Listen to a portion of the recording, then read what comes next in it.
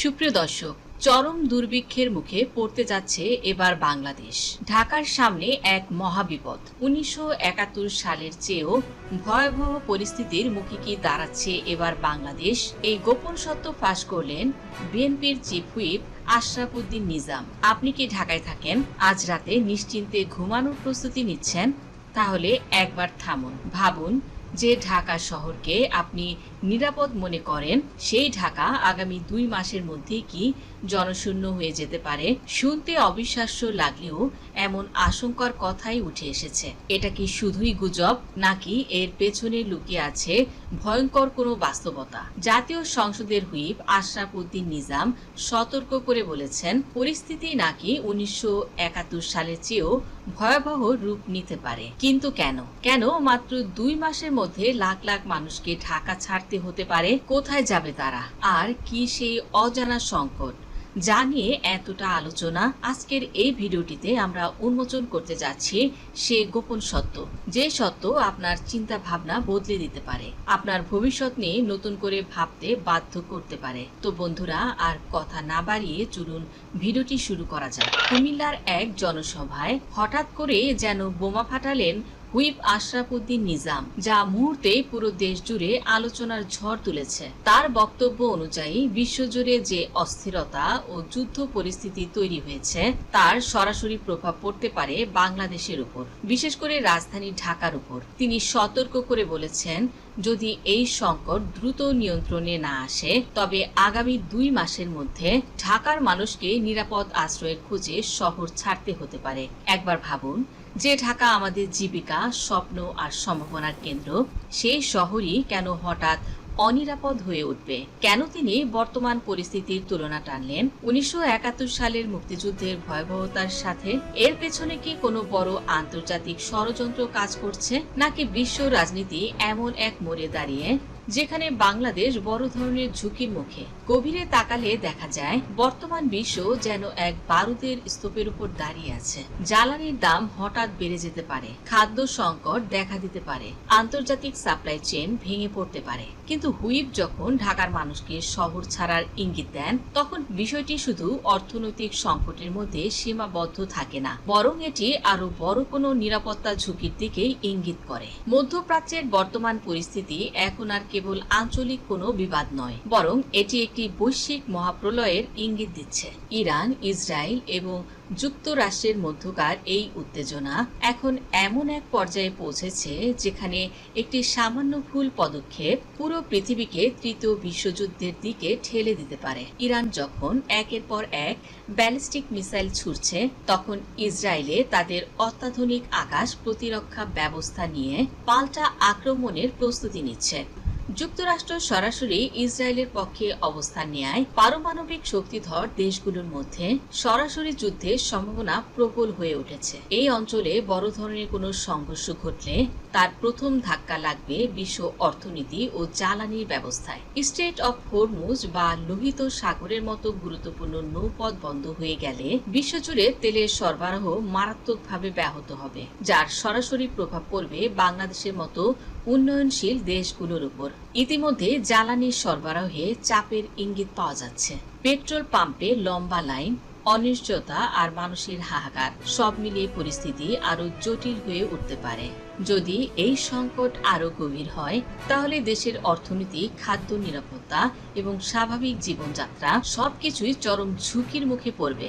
আর এই অস্থিরতা কেবল মধ্যপ্রাচ্যে সীমাবদ্ধ থাকবে না, এর প্রভাব পড়বে দক্ষিণ এশিয়ার নিরাপত্তা ব্যবস্থায়ও। কারণ বর্তমান বিশ্বে প্রায় প্রতিটি দেশই কোনো না কোনো শক্তিধর ব্লক চেইনের সঙ্গে যুক্ত। যদি যুক্তরাষ্ট্র এই পূর্ণ শক্তি নিয়ে ঝাঁপিয়ে পড়ে, তবে চীন এবং রাশিয়ার মতো শক্তিগুলো হাত গুটিয়ে বসে থাকবে না। এ ধরনের পরিস্থিতিতে বাংলাদেশের মতো ভৌগোলিক অবস্থানে থাকা দেশগুলোর জন্য খাদ্য এবং জ্বালানি নিরাপত্তা নিশ্চিত করা অসম্ভব হয়ে পড়বে। হুইপ আশরাফ উদ্দিন নিজাম যখন ১৯৭১ সালের চেয়েও খারাপ পরিস্থিতির কথা বলেন, তখন তিনি মূলত বৈশ্বিক সাপ্লাই চেইন ভেঙে পড়া এবং তার ফলে সৃষ্টি হতে পারে এমন বিশৃঙ্খলার দিকেই ইঙ্গিত করেন। ভাবুন একবার, ঢাকার মতো ঘন বসতিপূর্ণ শহরে যদি নিত্য প্রয়োজনীয় পণ্যের সরবরাহ হঠাৎ বন্ধ হয়ে যায়, তবে এই শহর জনশূন্য হতে 2 মাসও লাগবে না। আমরা কেউই চাই না মন্ত্রীর আশঙ্কা অনুযায়ী 2026 সাল আবার 1971 সালের সেই অন্ধকার দিনগুলোকে ফিরিয়ে আনুক। কিন্তু ইতিহাস সবসময় সরল পথে এগোয় না, এটাই বাস্তবতা। তথ্য ও বিশ্লেষণ যা ইঙ্গিত করছে তা উপেক্ষা করা আত্মঘাতীও হতে পারে। এমন পরিস্থিতিও তৈরি হতে পারে যখন ঢাকার মৌলিক পরিষেবাগুলো যেমন বিদ্যুৎ, পানি, খাদ্য একসাথে বিপর্যস্ত হয়ে পড়বে। প্রশ্নটা তখন খুবই ভয়ঙ্কর হয়ে দাঁড়াবে। কোটি কোটি মানুষের এই শহর কি তখন আর বসবাসের যোগ্য থাকবে? 1971 সালে মানুষ জীবন বাঁচাতে ঢাকা ছেড়ে গ্রামে আশ্রয় নিয়েছিল। 2026 সালে কি আবার সেই ইতিহাসের পুনরাবৃত্তি হতে যাচ্ছে? তবে পার্থক্যটা এখানেই। 1971 সালে শত্রু ছিল দৃশ্যমান, আর আজকের শত্রু অদৃশ্য অর্থনৈতিক চাপ, বৈশ্বিক অস্থিরতা, সরবরাহ সংকট। আজকের ঢাকা আরো বেশি জনবহুল, আরো বেশি প্রযুক্তি নির্ভর। 2 কোটিরও বেশি মানুষের এই শহর যদি কোনো কারণে অচল হয়ে যায়, তাহলে এত বিপুল মানুষের জন্য নিরাপদ আশ্রয় কোথায়? এই প্রশ্নগুলোর উত্তর সহজ নয়। তাই হুইপ আশরাফুদ্দিন নিজাম জনগণকে মানসিকভাবে প্রস্তুত থাকার আহ্বান জানিয়েছেন। তার বার্তা স্পষ্ট, বিপদ হয়তো এখনো আসেনি, কিন্তু যে কোনো সময় দরজায় কড়া নাড়তে পারে। এবার নিজেকে প্রশ্ন করুন, আপনি কি সত্যি প্রস্তুত? আপনার ব্যাগে কি জরুরি রসদ আছে, নাকি আপনিও সেই লাখো মানুষের ভিড়ে হারিয়ে যাবেন যারা হঠাৎ দিশেহারা হয়ে শহর ছাড়তে বাধ্য? হুইপ আশরাফুদ্দিন নিজাম শুধু ভয় দেখাননি, তিনি সতর্ক করেছেন, সচেতন হতে বলেছেন। একজন উচ্চ পদস্থ হুইপ যখন প্রকাশ্যে এমন সতর্কবার্তা দেন, তখন প্রশ্ন ওঠেই, সরকার কি পরিস্থিতি নিয়ন্ত্রণে ব্যর্থ?